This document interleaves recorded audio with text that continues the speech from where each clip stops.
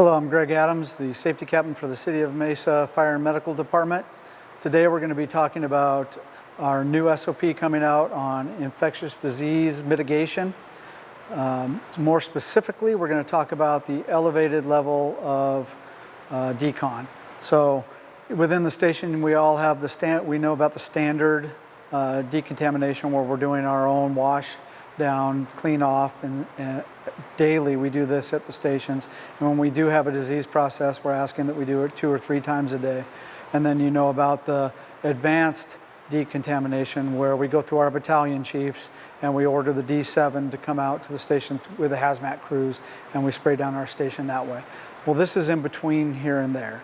So what we have is a botanical product, plant-based, that we can utilize in the station, can be ordered by a station captain through our BC aid and delivered by resource management. That product will be brought to the station, and then we can use that to mitigate any process that we may have going on in the station. So how that works is if we don't have a known disease process, but we do have individuals with certain signs and symptoms, we can bring this product out and decon the station. Currently we have 1 fogger for the stations and 1 fogger for our ambulances. In the future that may change, but that's where we're at this point in time. So you get it delivered to your station. The station captain is the person who will order that. As it comes out on your shift, you're going to take this product. It can be done in service. You will not be using this product on a pumper or a ladder or an MR unit. This is only for the ambulances or in station. If you feel that your pumper needs to be deconned, you need to go through Jackson, Alex, or Jeremy to get that done. Things that you need to do as prep. Turn off the HVAC system, number 1. Number 2, if you can't do that and you have to call facility maintenance, make sure that you're coordinating that through your BCA. They will contact facility maintenance. They will shut it down for specific time during that shift for you, and then you can spray your products. Also, we need to call the alarm room and let them know that we're going to be doing this and that there may be some false alarms set off because of this. To mitigate that, we want to cover all of our smoke detectors within the station.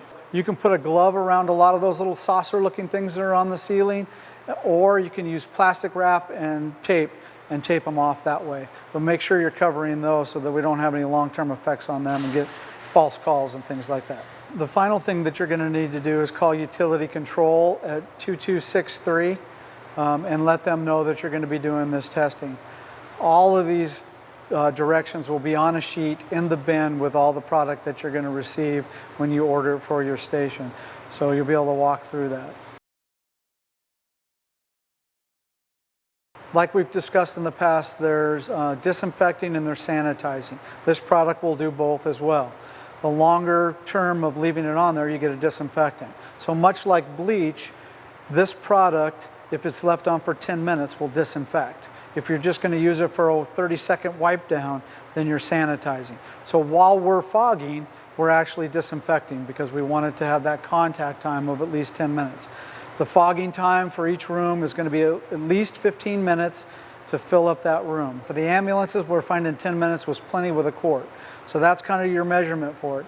If you want to hit an entire room, a larger room, you're probably going to use 2 quarts, let it go for 10 minutes. We're going to have to figure this out as we go because every room is going to be different. The product is ready mixed. You don't need to add water or anything else. Just pour the amount of product in the bottom of it. A gallon is the most that will fit in the bucket, and then let it go from there. This is where the product will be coming out. You're going to pour that into the base based on how much you need. It's 1 quart for an ambulance, and then it'll be obviously more product for our larger stations as you go about it. Always make sure that you're wearing your PPE. We need to have on the N95, goggles, and gloves anytime that you're utilizing the fogger itself. There's an adjustable valve which you can see on here for the amount of product that comes out. If you're doing a large day room on one of our larger stations, say 15 or station 1, you can turn that valve up a little bit farther and put more product out. If you're doing the cab of an ambulance or the box of an ambulance, you're going to want to turn that down just to the point where you see product come out, and that's the end of it. You cannot be in the room while it's fogging, but you can set this up and walk away. So you can be in service as you fog your station. So this is electrical, it does have an electrical cord. You're going to need an extension cord, plug it into that, turn it on, walk away. Make sure you seal everything, the ambulance or the room that you're fogging, and then let it go for the 10 or 15 minutes that you're going to do, depending on the size of the room.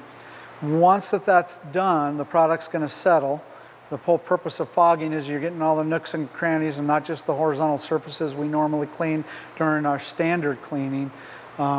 And then let that settle in. You're going to let it naturally air out. Open doors, open windows, once again going in with your proper PPE, and then let that room air out. Then afterwards, you can do the standard clean if you choose so. The product itself says that it can be on areas where there is food. It can be done on vinyl, or your sheets, you know, it can be done on the mattresses, things like that.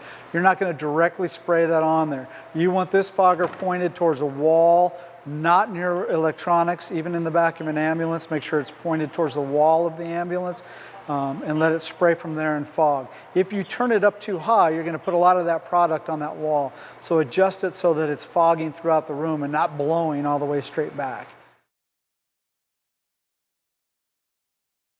So now that you've fogged your station, you've cleaned all the products, you've done your standardized clean for the day, you're good to go. This thing needs to be cleaned up before it's returned. It's very simple. There's 4 straps that hold it down. Take this to a sink, possibly in your decon room. You're going to wash this out completely and get the oils out of it.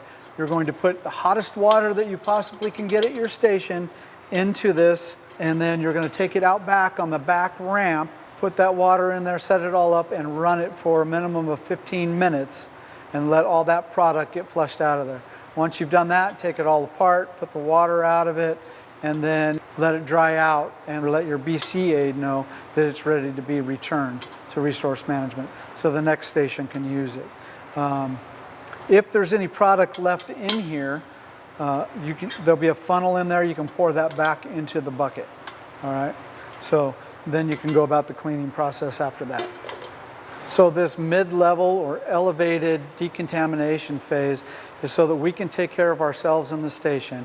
It gives us something when our needs need to be met because we have a disease process that we're unsure of, and or we just want to do a deeper clean on our station. We can reach out and utilize this to help each other out. Just make sure that you pass on this information to the other crews so that they know it was done, so we're not duplicating efforts. If you have any questions, you can always reach out to myself or Scott Figgins, and we'll be able to answer those questions for you, or Mark Kelly at Resource Management.